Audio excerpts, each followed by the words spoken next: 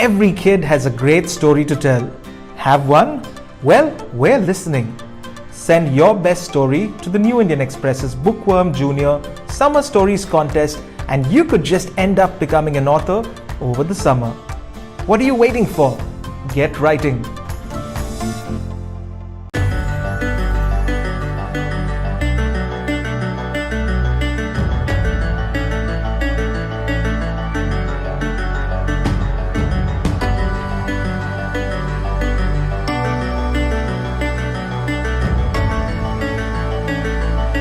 Hindustan Institute of Technology and Science. Take your first step toward a future in excellence.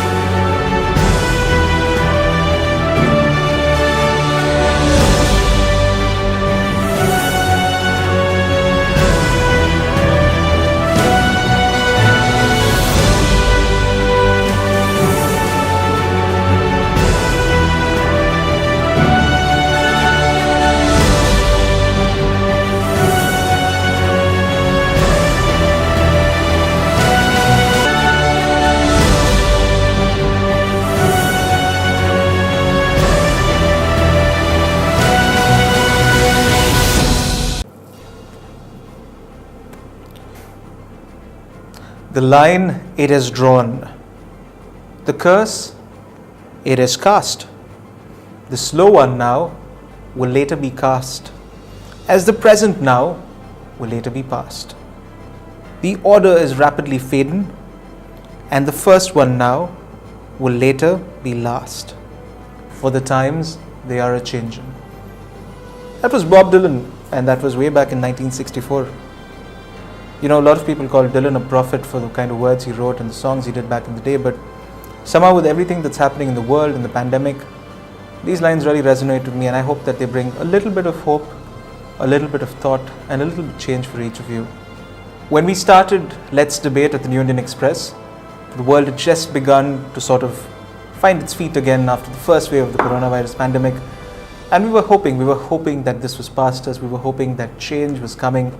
And we hoped that young India, these young men and women whom you're about to see in some time, debating their hearts out, talking about issues that matter to them, telling you what they think and why they believe in it, and doing it in a very civil manner, we hoped that they would be the change makers that led us out of this. But today, we find ourselves in a very difficult situation where we're looking at another year of online education, of work from home, of a pandemic that simply isn't going away.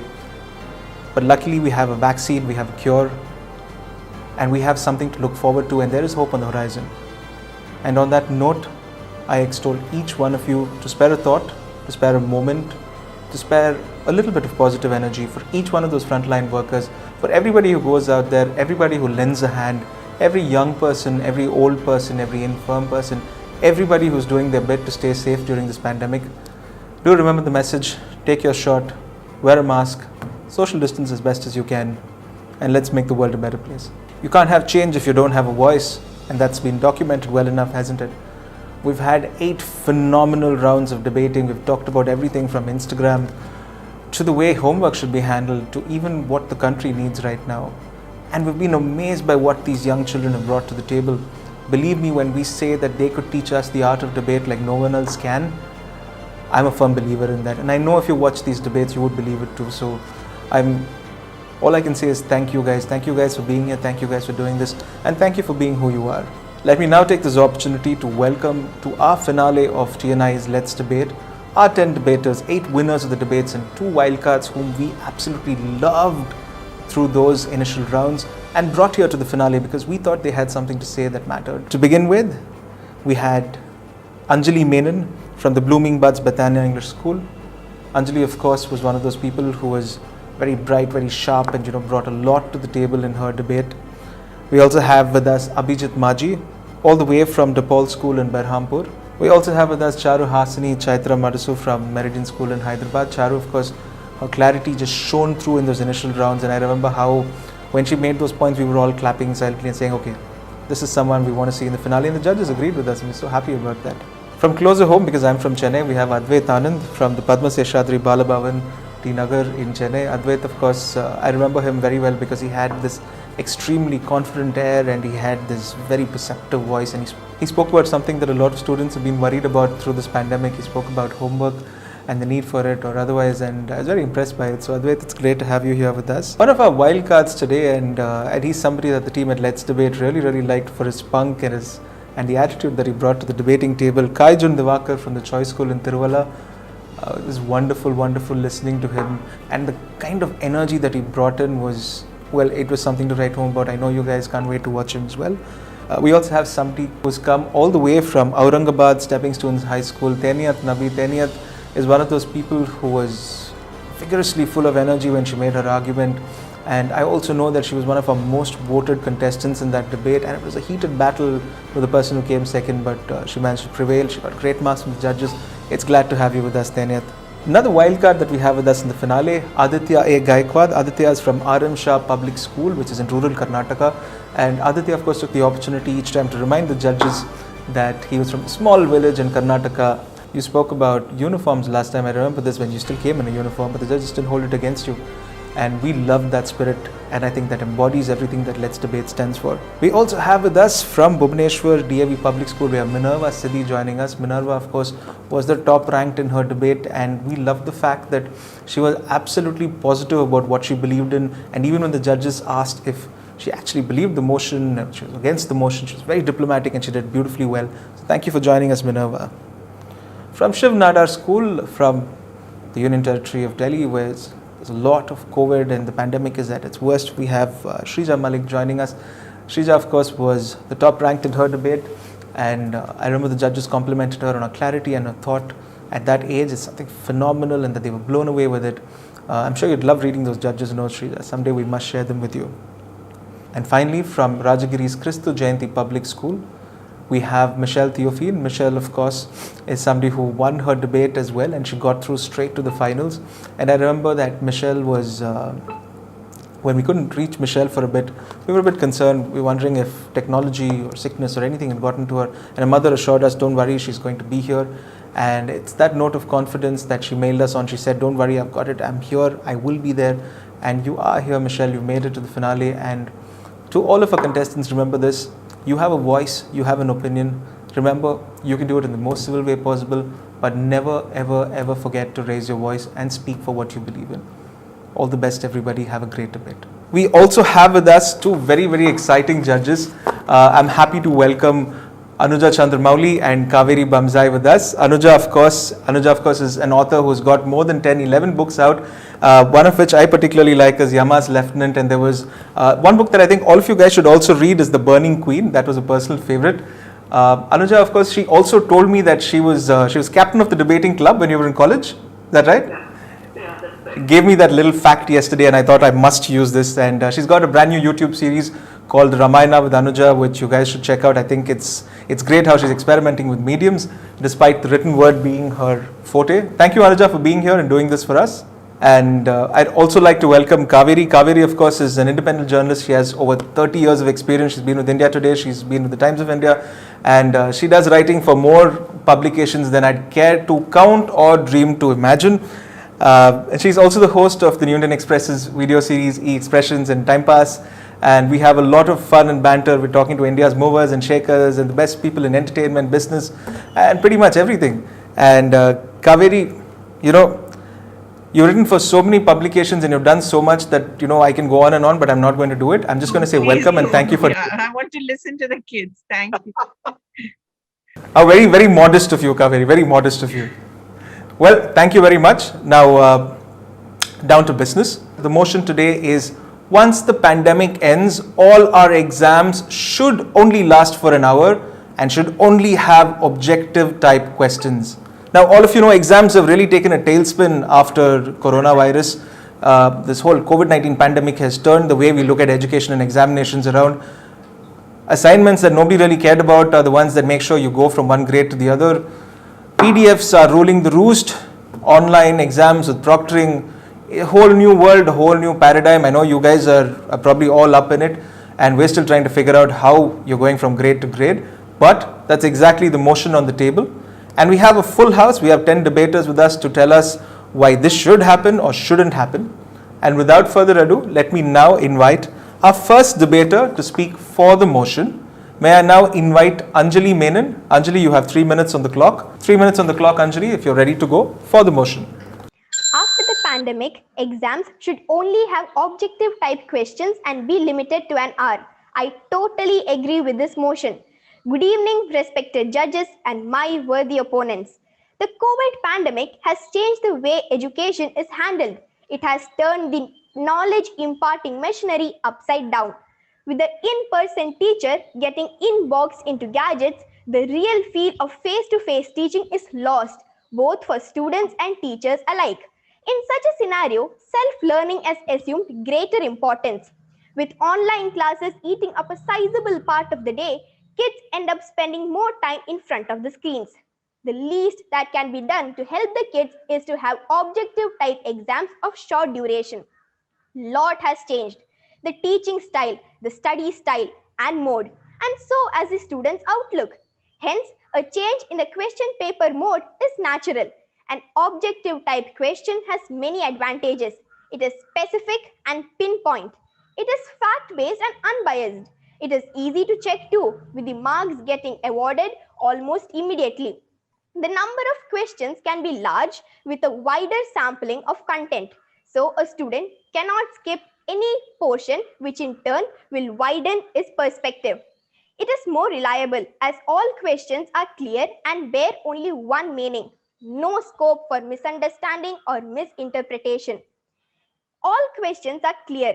An objective paper will test memory recall, logic, prudence, and knowledge. So every aspect of a kid's intellect is tested in an objective mode question, and that is exactly what an exam should target. Long, boring answers with unnecessary details are just not the way.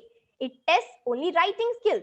Brain Balance Center in UK says that a 10-year-old can concentrate for 40 to 45 minutes at a stretch, and so no exam should be more than an hour. Just imagine my worthy opponent trying to write down long story-like answers over 2 hours when I would have been done with my short objective test in less than an hour. An hour-long paper with 30 seconds for an answer is the best option. With competitive exams following the same pattern, it will be a good preparation too, a head start types. My dear and worthy opponents, learning has taken a toll during the pandemic. Let's not up the stress. Let's be more objective. Thank you. Thank you so much, Anjali. If ever there was a kicking finishing line for that, I thought that was it. Let me now invite to speak against the motion Abhijit Maji from DePaul School in Berhampur. Abhijit, if you're good to go, when you hear the timer, you can start. Whom would you call the wisest? The one who is the happiest or the one who is learned and educated? Lord Krishna in the Bhagavad Gita said that a wise person is the one who does something and which remains beneficial forever. A very good evening to one and all present here, respected judges, teachers, and my dear colleagues. I'm Abhijit Maji of class 7 from DePaul School, Berhampur. Today, I'm standing before you to present my views against the motion after the pandemic, exams should only have objective type questions and be limited to an hour. This COVID-19 pandemic is one of the biggest problems the human race has ever had to face. Even the examination system is completely changed now. So just imagine how the examination system should be after the pandemic. I believe that it should be the same as it was before the pandemic. The society where we live has high expectation in academic excellence. The students who fail to meet up the expectations are often criticized in the society. Because of this, students are under continuous pressure to learn and by heart more answers which they are unable to understand.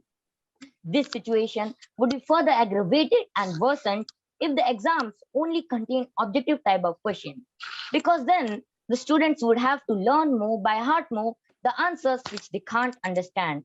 This will increase the stress levels and cause depressions and various disorders. Also, this will only focus solely on the child's performance and remembering ability, while the child's growth, development, understanding capability would be totally neglected.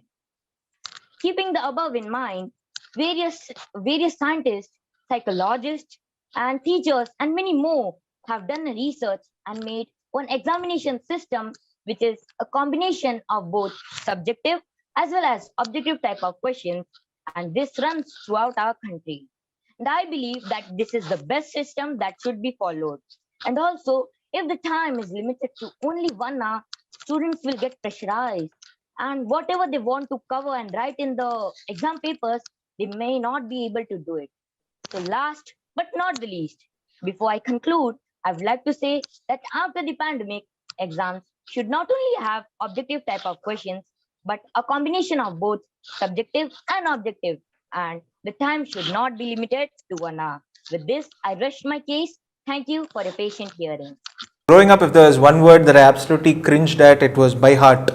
I hated that word because it still brings back very, very bad memories, because we had to study a lot of things that we had to by heart in school. Now, to speak for the motion, may I now invite Charu Hasani Chaitra Madasu from Meridian School in Hyderabad. Charu, if you're ready to go, take it away. Hands on our heart, tell me, how many of us dreamt of having objective type questions for our exams? Alas, if wishes were horses. Good evening, esteemed judges and my fellow debaters. I am speaking in proposition of today's topic. Digital era requires individuals to be lifelong learners, navigate and critically interpret that information and express their ideas effectively. To that effect, many institutions and universities have started LMS software, learning management systems, which are time-bound in objective method of learning. I believe the world is already navigating this method of learning. And as per EDUCAUSE Center for Analysis and Research, the use of LMS is nearly ubiquitous, as 99% of colleges and universities report having one in place. Example of a few in India are Byju's, Oda, Vedantu, and so on. While online exam may have become a norm now, but it was first introduced in 1982 by Western Behavioral Sciences Institute in California through computer conferencing. Post which the world of learning and evaluation has come a long way, and moving away from historical methods of subjective exams to modern objective methods. Conducting exams for a very large population like India can have many limitations to the subjective way. Objective tests are both effective in measuring knowledge as well as the test taker's ability to apply it to solve problems. Frankly, tutors can make better use of their time by holding lectures on in-depth sub-knowledge and not just restricted to the given portion. This will help the child develop a deeper understanding on the content and subject and lead to innovation. Students can answer 60 questions in 1 hour. Hence, one can easily say that objective types and shorter timeline for exam are interrelated, and post-pandemic, it makes sense to have shorter screen time this way. The recent cancellation of board exams due to COVID could have easily been moved to the objective method through LMS route. On lighter note, I heard my parents mentioning that LinkedIn has a poll-based MCQ popping out every now and then. Looks like a trend. Thus, I conclude that the choices we make today create the future we dream of. And one critical look at upgrading our education system is a must, and to match the likes of mighty countries. No wonder competitive exams like CAT, MAT, and TOEFL, etc. use objective type and are generally recognized as widely applicable for important outcomes like knowledge, understanding, judgment, and problem solving. Thank you, and please stay safe. Thank you. In the land of LinkedIn, the man who answers the most MCQs is king. Could I now invite to speak against the motion Advait Anand? Advait, of course, is from Padma Seshadri Balabhavan in Chennai. Advait, if you're good to go, Yes, sir. floor is yours. Go ahead. A, C, D, E, F, G, H, I, J, K, L, M, N, O, P, L, M, N, O, P, Q, R, S, T, U, V, W, X, Y, Z. If I counted that right, we've got 26 alphabets. Yet, proposition today suggests we narrow down our scope and let just the first four, A, B, C, D, to decide our lives by virtue of the infamous method of objective questioning, MCQs. Good evening, ladies and gentlemen. Imagine having to converse with someone, but you are only allowed to say yes or no, or only allowed to say something between four options. Monotonous, right? Exactly the same with exams. Exams are also a form of communication between oneself and the concerning subject. Objective questioning narrows down the scope of a child's understanding of a concept and the opportunity to elaborate and explain it in their perspective. Descriptive answering, on the other hand, encourages the student to think deeper and enhance their conceptual clarity. It allows students to think outside the box and establish their uniqueness. This is the kind of quality we need to inculcate, especially in the current generation, because we don't need robots that can recall facts or date. AI is taking care of such jobs. We want human resource that is rich in creativity. And such creativity is kindled only when the student from a young age is allowed to build answers by themselves. Oh, well, the only kind of creative spark I see in a student when MCQs are introduced is how they come up with unique and smart hand gestures to copy the answers in the exam hall. Panel opposition doesn't want to generate such students in this world. Subjects like math, if tested subjectively, will help students who are right in their procedure but made a silly error in deriving the final answer. Furthermore, exams shouldn't be limited to 1 hour as less time only adds on to the pressure and stress, thereby curtailing even a good student's capabilities. A solid 2 to 3 hour paper tunes a child's mind to have a higher attention span. Objective questions limited to 1 hour pushes children to choose answers in haste. Oh, and not to mention the time that goes behind perfectly circling those OMR sheets. A 3 hour paper allows for a free flow for the train of thoughts and also lets the student revisit and check his answers. Ladies and gentlemen, do we want to create robots that can work within a certain frame of time and opinions, or human beings who are pioneers of innovations and discoveries?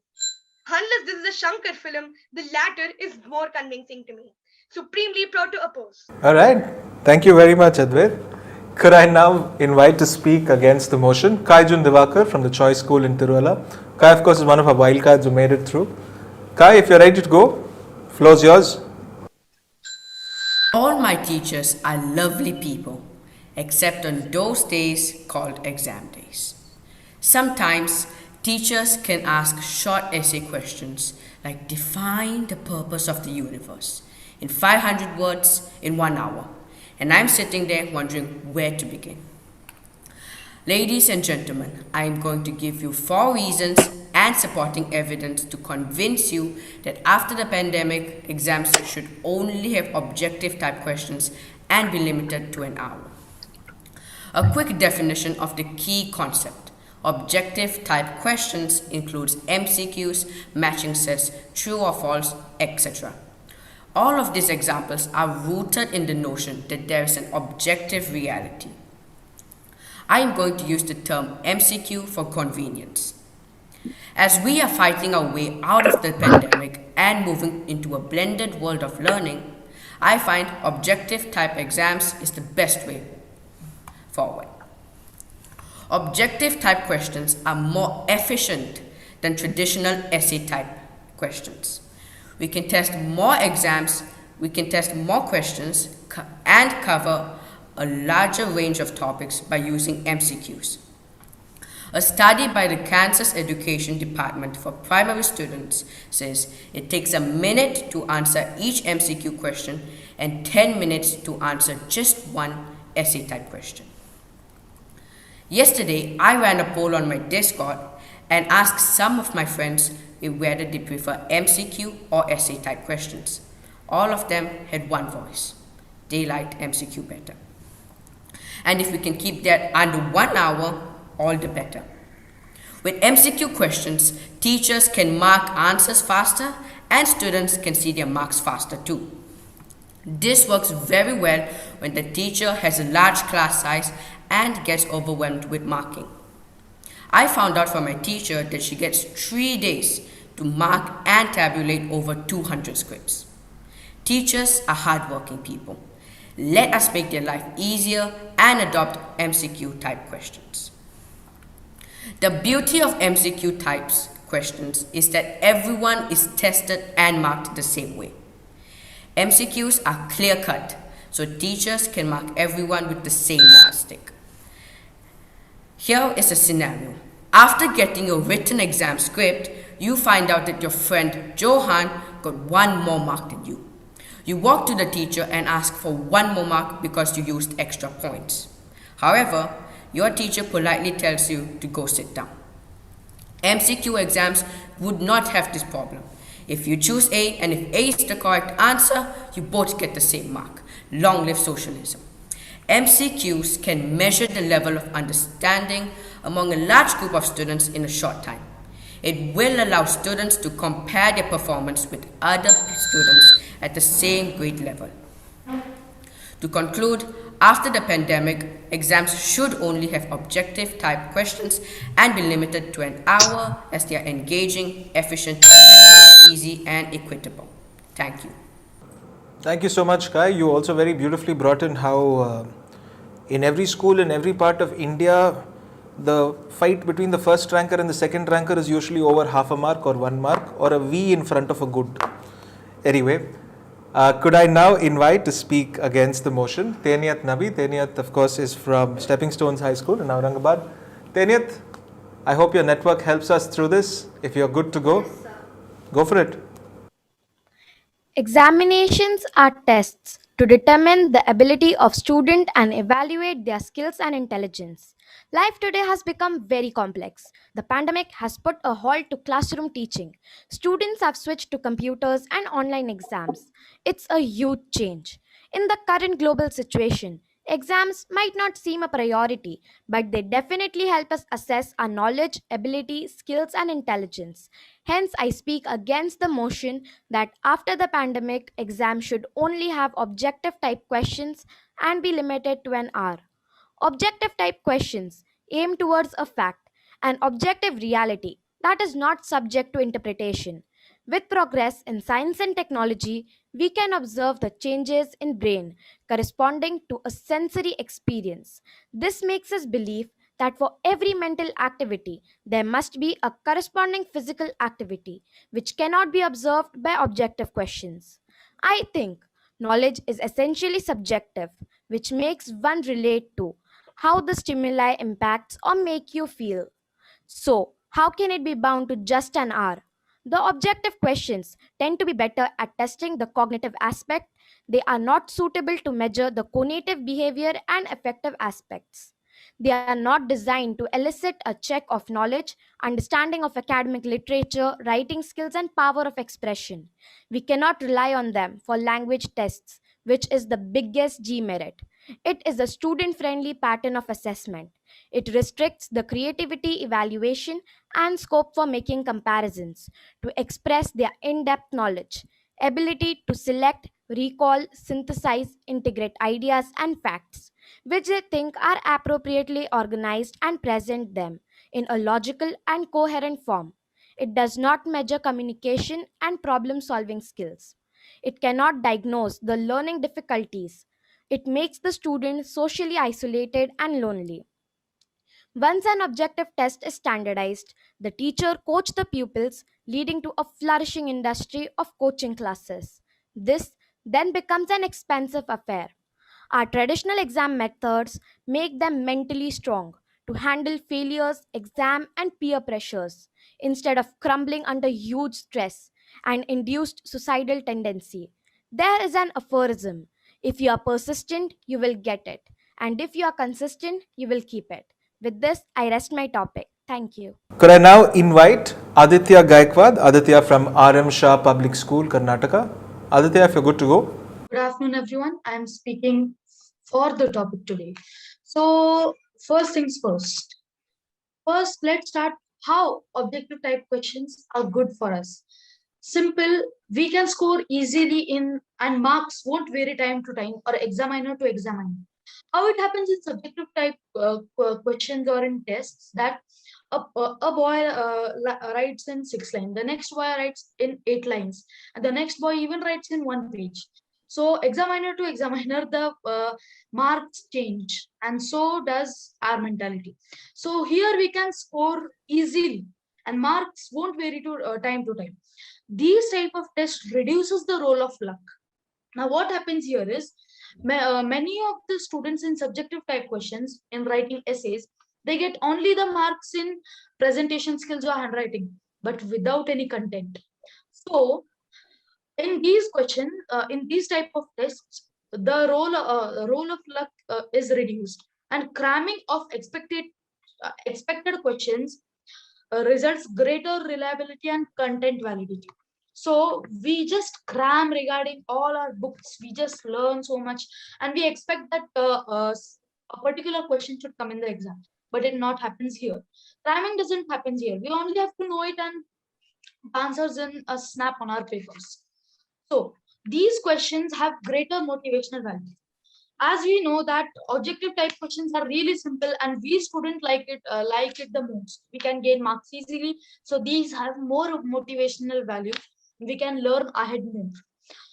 My point number 4 is it possesses economy of time and saves a lot of time of the scorer. It's just a fancy way to say we can save a lot of time, because objective type questions are really short questions. We can only know the answer easily, and the answers are specific. It doesn't require any individual opinions in there. My 5th point, this type of tests eliminates extraneous factors or unnecessary factors as speed of writing, fluency of expression, linguistics, literary style, and even good handwriting. So my point number 6, questions are pinpointed and straightforward and close-ended. So nothing else we can add there, and our marks won't go anywhere. So these kind of tests are really suitable for modern educational practices. In NEP, this NEP 2020 only focuses on competency-based learning, and objective type questions are really helpful for competency-based learning. We can help many students with dyslexia, dysgraphia, and dyscalculia, because they would just listen those formulas, and then later words they can understand. I conclude my case by saying these type of tests can help those students' future. Thank you. Inclusivity, it's an interesting viewpoint. Thank you so much, Aditya. Could I now invite to speak against the motion Minerva Siddhi? Minerva is from the DAV Public School in Orissa. Minerva, if you're good to go. For generations, examinations are quite formidable, as they are meant to assess the qualities of students in a standardized manner so as to certify them in a befitting way for the natural requirements. They play an important role in the overall growth and development of the students. They help us to hone our skills and creativity. The COVID-19 pandemic has forced us to take a fresh look at how exams are conducted. There is a big debate whether we should go for objective type questions or subjective ones. Both have their own share of pros and cons, but in my honest opinion, exams should not have only objective type questions and should not be limited to 1 hour. Subjective type questions offer deeper insight into the test taker's skill, knowledge, and understanding of the subject and its concepts, as well as his or her ability to apply it to solve problems. It develops the examinee's writing skill, creativity, imaginative power, application of knowledge, language proficiency, etc. In subjective examinations, our thinking and writing abilities are put to test. In objective, we don't have much work to do but to take the right answers, whereas in subjective, we have to follow the content, grammar, fluency of expression, neatness, etc., which gives the examiner a realistic picture whether the student has understood the subject clearly or not. Well-written questions can move students to higher order thinking like application, integration, and evaluation. In subjective, with lucky guesses, students get credit for correct answers. Even if the students don't know the answer but can rule out one or two options correctly, they have significantly upped the chances of getting the question right. In MCQs, the answer is selected, not generated.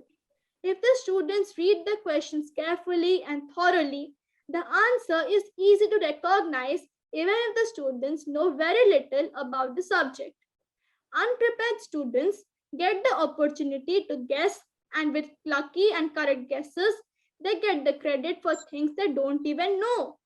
Objective exams are limited to factual recall only and don't reflect deep knowledge and actual thinking process of a student in a subject matter. So, objective is intensive, whereas subjective is extensive. Therefore, I strongly and firmly believe that all the exams after the pandemic should not only have objective type questions and last more than an hour. With these views, I'm Minerva sign off. Thank you everyone for your cooperation and patient hearing. Thank you, Minerva. That was literally on the clock. Could I now request Shrija Malik? Shrija is from the Shiv Nadar School to talk to us for the motion. Greetings to all. Today I'm here to talk in proposition. Objective questions are inclusive of multiple choice questions and short answers, whereas subjective questions are the ones which tend to be a bit lengthy. The pandemic has fermented stress and anxiety, and these have penetrated even in the world of academia. Hence, fellow participants, in my debate, I will prove that objective type questions reduce stress. They also cater to analytic and critical skills, therefore offer a viable substitute for subjective type questions. As already defined, objective type questions have short questions and MCQs to choose from. To achieve a correct answer and offer explanation in brevity, a person has to develop analytical skills, sharp memory, time management, comprehension of the question, and strong revision. If such beneficial skills are inculcated, objective type exams can be easy and very scoring. Another advantage in such exams is that a right answer is right. Therefore, the examiner and the student's perspectives can't differ, also leading to no bias. However, in subjective kind questions, perspectives could differ, inaccuracy in points could occur, resulting to lower scores, hence adding to more stress and differences, which can lead towards lower score. Secondly, the respondents of the objective type exams don't have to formulate an answer, but can focus on the content and comprehension of the question, unlike in subjective type. Longer processes, longer duration. Both of these lead towards stress and depression. The crispness of objective type questions shorten the duration of the exam. For example, an objective type exam would have 40 questions in 1 hour, whereas subjective type exams would contain 20 questions in 2 hours. Half questions, double the time. That's because it takes longer to explain rather than choose. Hence, objective questions are comfortable and less stressful. It has been recorded from verifiable online sources that the percentage of school students suffering from stress and anxiety is way higher than they would normally suffer in a non-pandemic situation. Thirdly, checking objective type exams is much easier and less time consuming for the examiner as well. They don't have to read long answers, but just mark the correct answer. Lastly, objective exams prepare one for higher competitive exams or Olympiads, as the question type in most of such exams is objective. For example, NASET exams or Cambridge Olympiads. Hence, objective questions are a win-win situation for all of us. Thank you. Thank you so much, Shrija. Could I now invite our last speaker of the day to speak against the motion, Michelle Theophine. Michelle, of course, is from the Rajagiri Krishna Jayantu Public School. Michelle, if you're good to go, your time starts now. Hello, everyone. Good evening to you. I do not believe, post the pandemic, exams should only have objective type questions and be limited to 1 hour in all cases.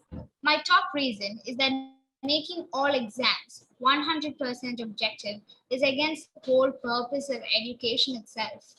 The purpose of education is to expand human minds, liberate it to think originally, and maximize its creative potential. In fact, educationists all over the world are trying to reform our current system of mass learning and mass assessments that we put in place during the Industrial Revolution to create workers who could follow instructions and perform repetitive tasks on factory floors. But today, the world has changed. Its needs have changed. What we need today is innovators who are not limited by conventional right answers and are not afraid of making mistakes. So, moving to an objective type questions only exam system that scores learners based on predetermined correct answers would be hugely regressive and anachronistic. My second reason to vote against short objective type exams is that it would increase the current problem of schools' lopsided emphasis on some kinds of subjects, like maths and science. It would increase the marginalization of subjects like social sciences, literature, music, and arts. Because 100% of objective type exams would fail spectacularly in assessing learning in these areas, which require a high level of analysis and synthesis of theory with learners' personal experiences. While objective questions may have its advantages, like its potential to cover large areas and make evaluation faster, these things benefit test setters far more than the learners. I believe that it's high time we stopped looking for quick fix solutions like shorter exams or objective type questions and instead revolutionize the way we taught and tested by making the system student centric. This would mean gradual changes in the system based on child psychology. Changes meant to make an exam an opportunity to grow rather than an obstacle race to segregate and eliminate learners. Changes designed to raise a generation of passionate human beings who are driven towards the greater good and not a generation of fishes who believe that they need to climb trees. Let's very quickly go to our round of rebuttals. Remember, you can opt to pass a rebuttal. I don't think anybody will, but I'm still giving you that option. You can make a rebuttal against one speaker, you can do it against multiple speakers, but you've got just 2 minutes to do it in. So I leave it to you. We're going to follow the same order that we did as well. Also, play nice. All right. So let me now ask Anjali. Anjali, would you like to make a rebuttal? Good evening, everyone. One of the opponents mentioned that we can copy in objective, but I don't think so because nowadays, even in online mode, there are different softwares to do proctoring during exam time. And if we talk about offline mode, then we have invigilators who keep an eye on us to prevent us from cheating. And also, one of the other opponents had mentioned that guesswork can take place in the objective mode of exams. But I don't think so because the question is specific with a definite answer. An intelligent guess might work, yes, but then eyes can't see what the brain doesn't know. So, guessing will be a very big risk. In a subjective paper, one can build up a story with little knowledge. It is the writing skill alone.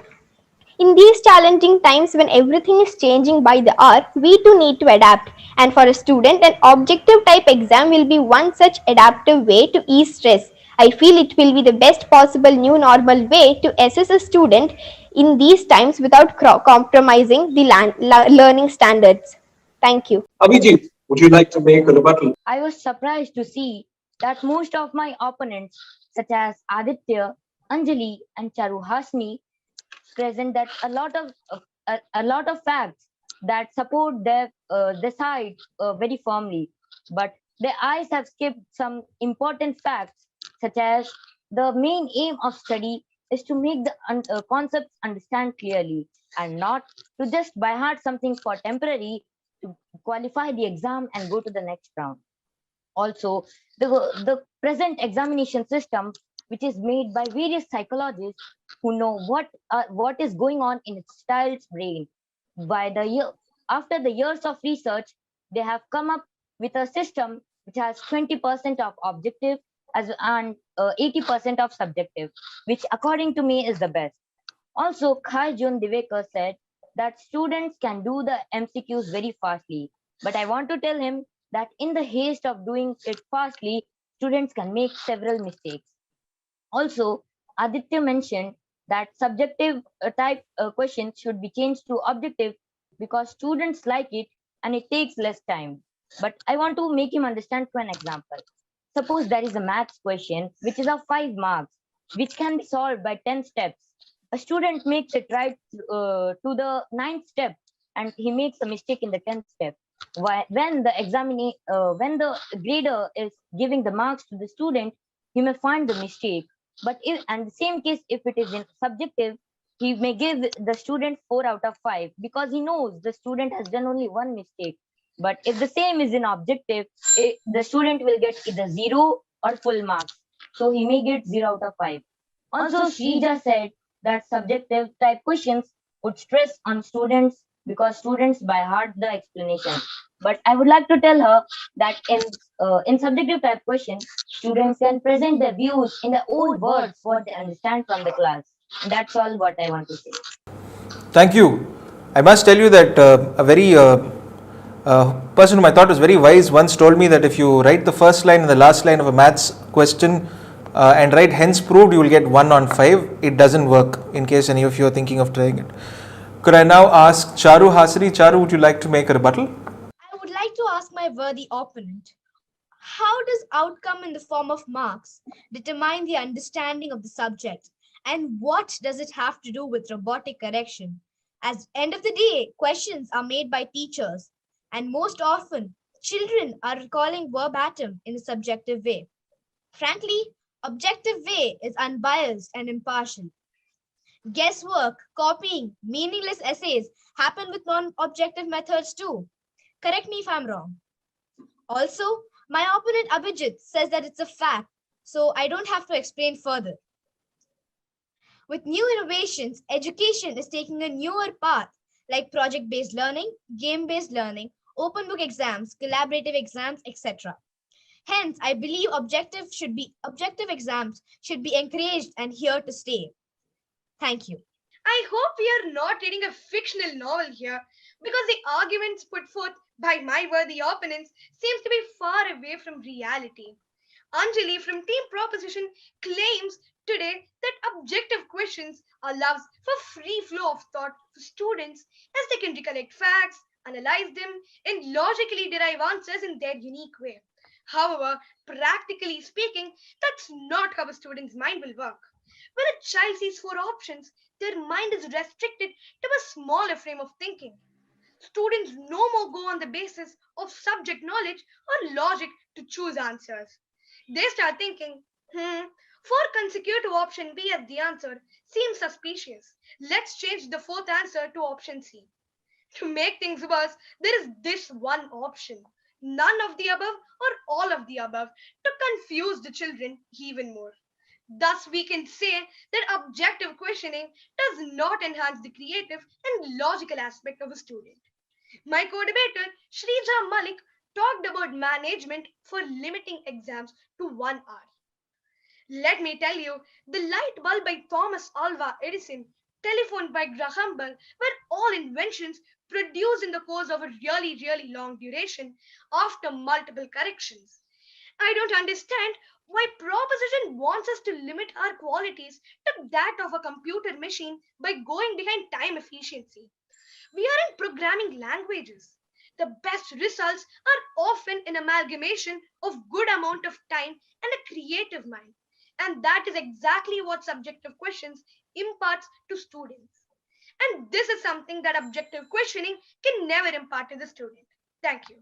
Could I now ask Kai? Kai, would you like to make a rebuttal? I thank edX and the sponsors for creating this opportunity for us.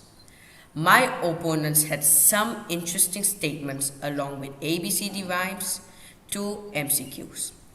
But they missed out on the foundational understanding of epistemology and ontology. I have a simple question. Is reality always subjective and vulnerable to multiple interpretations? Is the nature of imagination a fictional one and left to your imagination? Why put children through a confusion of multiple interpretations of reality? When it comes to 2 plus 2, it's an a priori statement. By the way, I also realized that examinations are part of the learning process. When I get a clear measured score, I know how much I know and most importantly, how much I do not know. That Socratic moment in every child should be nurtured through the Aristotelian tradition along with a healthy dose of Voltaire's skepticism. Michel seems to think staying objective kills creativity and originality. If so, Einstein was a scientist who was very creative as well as very objective. Nabi, you mentioned that all MCQs are standardized. With the help of AI, the US school systems use map testing, where questions are personalized and customized according to the student's level of understanding. Thank you. Thank you so much. Some very interesting points in there. Tanyat, would you like to make a rebuttal now? With due respect to my opponents, I firmly believe that the objective types are favorable to those with poor vocabulary, handwriting, and spellings. It gives credits for things they don't know and encourages surface approach to learning. It restricts the spirit of healthy competition and ability to do more and do best. Students don't have the freedom to express and decide the facts which they feel are pertinent. The random nature of questions does not help build mental maps and networks. The pen and paper conventional methods of exam are convenient for teachers to invigilate and check with personal attention, love, and interaction. It also allows teachers to gauge the conceptual clarity and judge the holistic progress of a student. Most of the subjective type exams conducted at school and college levels allow the students to express their learning better. The assessment methods should ensure that students are assessed across a range of abilities which gives everyone some opportunity to play to their strength. Subjective type exam reaches for a value. It definitely varies from person to person. Nobody can have the same opinions. Reality is never absolute, and therefore, just interpret things as we experience them. They are open to greater interpretations. Thank you. Thank you so much. Aditya Gaikwad, do you have a rebuttal for us? My rebuttal starts with my dear opponent, Advait Anand. His perspective towards MCQs especially is a bit wrong. All of MCQs aren't objective type questions. Remember this. All of the MCQs aren't objective types. Some of them are, but the remaining are just plain MCQs. And NEET and JEE too. Many of my friends have mistaken all MCQs as objective type, but all MCQs aren't. Some mathematical, some scientific, some MCQs related to chemistry. There are many MCQs which are not objective. So I would like to make another point with Advait, that he said that students hate those answers, students hate those type of questions. But let me correct you, my friend, that many of the students love those questions because there is no bias and all that stuff. Because every handwriting isn't judged because those answers are really short. So my next rebuttal would be to Minerva Siddhi. She also had mistaken MCQs, and all of my opponents doesn't even here know about Bloom's taxonomy. It consists of 3 hierarchical models telling about intellectual skills. One of them is a triangle with 6 levels. This triangle has each level of intellectual skills. First is knowledge, then comprehension, then application, then analysis, then evaluation, then creation. So all my friends, I would like to tell that objective type questions can cover all of these, and this would be a noble mission for the disabled people, and this would help their lives to make brighter. I end my rebuttal. Thank you. Thank you, Aditya. Could I now ask Minerva? Minerva, do you have a rebuttal for us?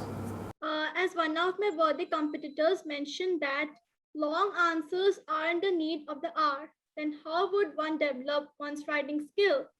Writing skills can't be developed overnight. It needs practice, time, as the proverb goes. Practice makes a man perfect. Some of my friends mentioned that exams are a means of communication. I agree with it. If we only select answers and don't express ourselves, then how would we develop our creative ability? While another friend from the opposite side mentioned that subjective exams are stressful. I disagree. Then why should we always stay in a comfort zone? So my worthy opponents pointed some so-called myths regarding objective type questions. Firstly, Advait pointed out that many of you pointed out that exams, the objective type exams, you just have to choose one and guess. That's more of a guesswork.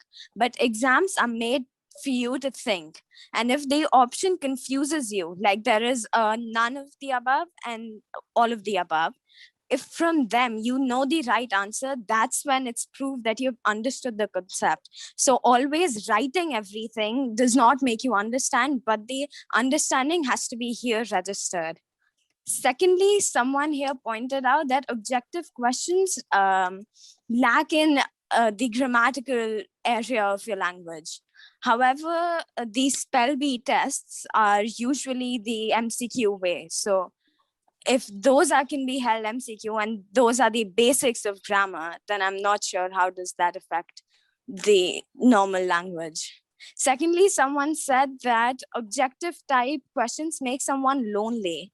Loneliness is not regard to any exam, but it's lack of company. So that is not related in my opinion. And someone also pointed out that the creative side, music, dance, arts, all of that can be expressed through our subjective type questions. But subjective type questions, if there is a question, what is photosynthesis? How are you going to prove there is art and there is dance and arts? That is a different subject altogether. So I still believe that objective type questions are the most required for the moment. Thank you. Thank you so much. And finally, Michelle, do you have a rebuttal for us? Anjali Menon had said that every aspect of a child's knowledge is tested in 100% objective type questions exam. I disagree with this, as true in-depth learning and understanding cannot be tested using this method. And I would also like to point out that Aditya said that that objective questions help students to score easily. But the point of exams is not to score easily, but for students to learn from their mistakes and for teachers to understand what the student has understood and learned. Thank you. Charu, you wanted to say something? With due respect to my worthy opponent Advait, I would like to reply to my opponent that the thesis and time taken for innovation does not happen in school. It happens during a PhD and further. While we are debating about objective way at school, here I'm trying to put forth the point that instead of wasting teachers' time on exams and corrections, it's better that the examiners use this precious time to teach more in depth on any subject. Agreeing to Srija, some of the opponents spoke about loneliness and communication. Are the teachers and examiners responsible for the mental frame of mind and communication? It can always happen by reading books and communicating with friends. Thank you. Thank you. Advait, would you like to respond to that? Like, an innovation doesn't just take place in just a second just because you have a PhD degree. It has to be cultivated from a very young age for you to implement it, starting from your primary school, and then is when you will be able to do it in real life. So I guess that clarified my teammates' doubt. Sorry, I've got just a minute or two left. So if anybody would like to say anything else. Yes, sir. All right, Aditya, go ahead. Sir, I just wanted to say that nowadays many of the students are disabled. Like I said about dysgraphia, dyslexia, and dyscalculia. These all diseases are regarding calculations, are regarding writing problems. So many objective type questions can help those students. First of all, they can understand what they can just know, just they can remember, and later words the teachers can teach them separately. And one more thing, nowadays everybody is murmuring about us as 21st century learners. I would like to say that 21st century learners are everyone are here are 21st century learners, but some of them aren't that lucky that they are not able to understand. In everybody's school there are such students with such problems. And I would like to condemn my opinion Michelle's thought about creativity, that sorry. All right. I think objectively speaking, that's a good place to end this on. Congratulations, all of you. Thank you so much. It's been a really nice back and forth.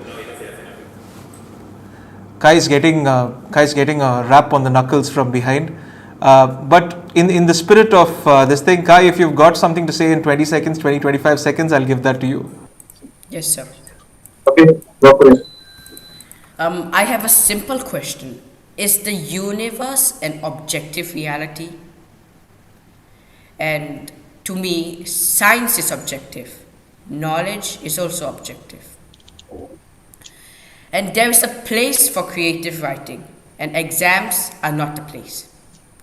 If you need a good heart surgeon, he better know science facts, not how to write poetry.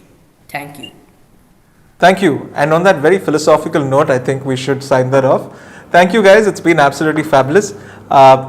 Like I said, we're not going to give you the results right now. There's no voting on this debate, but we're not going to give you the results. We're just going to leave you a little bit of suspense till this airs on the 1st. But what I am going to do is I'm going to ask Anuja to say a few words to you about what she thought about the debate and how people did. Okay, first of all, it's been a riveting 1 hour. It's been amazing to hear all of you speak. And I thought civilized discourse was dead, thanks to my unfortunate exposure to social media trolling, I think. So I loved how all of you expressed your points so coherently, so passionately, so concisely, but without any vitriol. That's very classy and truly commendable.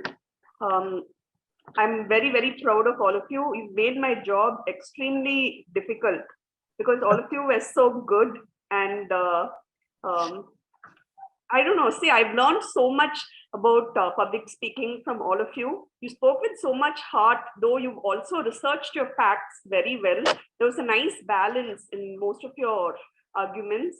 And, seasoned veterans still struggle with that kind of thing, striking that right balance between speaking from the heart and making sure that the points are also made very correctly and succinctly. And there was a lot of humor, so thanks so much for that, and very interesting. So congratulations to all of you. In my book, you are all winners. And in my book as well. And I think in times such as this, where all the news, a colleague of mine was saying, wherever I turn, whether it's social media or the papers or any website, it's depressing. It's COVID, it's death, it's remdesivir, it's oxygen. It's terrible. And I think that we could all use a little bit of humor, and I think we could all use a little bit of speaking up, and I think we've got plenty of that. Kaveri, if you've got some thoughts for our debaters today, very quickly. No, I was really very impressed by all of them. It's hard to tell that they're so young. So I'm really glad. I think the future, I can't say much about the present, but the future at least seems safe. And they really look like 21st century learners. They speak like that. They think like that. It was such a pleasure to listen to them. It was interesting to see that, whenever one of them spoke, I felt like I was for that topic. When the other one spoke, I felt like I was for, that motion. So they were able to sway me with their arguments very well. And given the short period of time, it was quite amazing that they did that. I think one of the greatest things things that we've learned over the years is that we hear so much about our young people not having the soft skills, not being able to communicate, that they have great technical knowledge, but they're not able to communicate that. I think when I heard these young people today, I think we're definitely on the path to fixing that. These young people were able not only to communicate their thoughts, but to communicate them effectively, to argue in a civilized fashion. Very important. If you watch television, I hope you don't, but if you do, you'll see that art of being civilized is completely dead now. There was no screeching, there was no shouting, and I think that ability to communicate, the ability to get their point across, and especially in such a short period of time, will stand them in really good stead in future. Because education, as we all know, is not just about the objective. And as Kai said so philosophically, that young man there who talked about the objective reality, really, and the universe, it really, learning is not just about those MCQs. Learning is about a life beyond that. So thank you very much. Really well done, kids. Okay, so Kaveri, would you like to tell us who gets our finest point today? Kai, who came out of the blue with that philosophical remark, and I thought he won all our hearts. It was really smart. It's interesting because Kai has mailed us during the process of this debate, and his email ID, I think, is philosophykidding@gmail.com. Perfect for him. I know, right? So Kai, congratulations. You get yourself a 1,000 rupee gift voucher from Link Pens. I hope you enjoy it. Anuja, would you like to announce who our best rebuttal counter-strike is? With pleasure. Kaveri and I have agreed that it has to go to Aditya because we love how unique his thought process was, and he made a very, very beautiful point about how disabled kids would benefit from objective type questions. So it has to be him. Congrats to him. Congratulations, Aditya. You also win yourself that voucher. Anuja, it's interesting. Aditya is somebody who didn't win his debate, but he came in as a wild card. And there were two reasons why all of us who did this debate really liked him. One is he started his debate by selling this point saying, I'm from a really small village from outside of Karnataka. And he argued for not having uniforms while wearing a school uniform. And I was blown by that. I mean, he could have not worn the uniform, but he did. And he's so earnest. He's so earnest, and he just wins your heart with how eloquent he is when he talks. Oh, absolutely. And Kaveri, could I ask you for who wins our light side? It has to be, and I think both Anuja and I agreed on that immediately, it has to be Advait, who spoke throughout with so much humor, so much elegance, so much wit, and he was really a winner here for us. Fantastic. All the best, Advait. You win yourself a 1,000 rupee voucher from Link Pens. Congratulations. And now, finally, without further ado, let's get on to it. The winner and the runner-up of the New Indian Express's Let's Debate. Kaveri, could I ask you to announce the runner-up, please? Charu Hasni, I thought was excellent. She spoke from the heart. She was very quick-witted. She was very quick with her rebuttals as well. She was overall a very good speaker. Why she didn't win is another matter. I think Anuja will explain that. But she was, if she just works a little more on her argument, I think, she could be a winner next year. But amazing maturity for a 12, 13-year-old. I was really very impressed. I think amazing is an understatement. Congratulations, Charu. You walk away with the title of runner-up in New Indian Express's Let's Debate. Congratulations to you. I think you've made everybody very proud. And finally, the winner, well, Anuja, I'm going to ask you to make that announcement. Please. And the winner, it was unanimous. Both of us agreed at once. It was Advait. He's a brilliant speaker. Loved the range of his vocabulary. I think he could give Shashi Tharoor serious competition in a few years. So, and very charming, very eloquent, and most importantly, he was very, very intelligent in his arguments. And it has to be him. Congratulations. Congratulations, Advait. You are our winner. Congratulations. You walk away with a lot of goodies We're going to get back to you on what some of those things are, but what we know is you're getting yourself a voucher for 5,000 rupees from Link Pens, and you also walk away with a trophy for being our winner. Congratulations Advait, congratulations Charu, congratulations all of you, because we don't think anybody's a loser. We're picking a winner and a runner-up because we think you're the best of the lot, but everybody who got on the show and did it in the most civil and the most fun way possible, and I think that's what really stole our hearts. I speak for Kaveri, I speak for Anuja, because we've been talking about this. We've taken away so much, not just in terms of content, but in terms of how civil debates can be, and I think that's a huge lesson for us. Thank you very much Kaveri, thank you very much Anuja. It's been a real pleasure having you judge this for us. Thank you very much guys for watching. Remember, keep speaking, keep talking, keep speaking up. I think it's very important. There can be no better time to do that. Stay safe. It's a very distressing time, but we will hope that the situation improves, and we hope that life as we know it goes back to normal. Thank you very much. This is the New Indian Express's Let's Debate. I'd like to thank our partners, Hindustan Institute of Technology and Science and MEIL, for making this possible. Thank you very much judges, thank you very much viewers. It's been a pleasure. We'll see you next time. Stay safe and mask up. May 1st is when this is streaming. What we're going to do is we're going to say bye to you guys. We'll see you guys soon.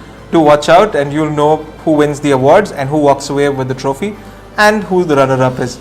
Alright, thank you guys. Remember, stay safe, mask up. I know you guys aren't going up, but and people are talking about wearing masks at home, but please wear a mask whenever possible. Do stay safe and take care. Every kid has a great story to tell. Have one? Well, we're listening. Send your best story to the New Indian Express's Bookworm Junior Summer Stories Contest, and you could just end up becoming an author over the summer. What are you waiting for? Get writing.